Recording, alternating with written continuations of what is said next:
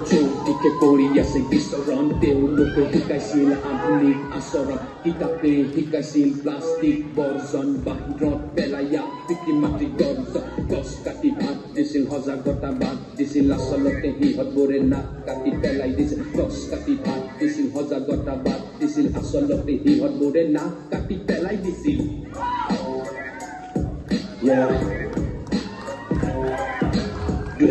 দৃশ্য চাৰিওপিনে ভয় সজাগ হোৱা জনতা হাতত আছে সময় 2080 দৃশ্য চাৰিওপিনে ভয় সজাগ হোৱা জনতা হাতত আছে সময় আওকাণ নকৰিবা প্ৰকৃতিৰ উৰুলি আহি থকা সময় মৃত্যুৰ কিৰিলি আহি থকা সময় মৃত্যুৰ কিৰিলি আহি থকা সময় মৃত্যুৰ কিৰিলি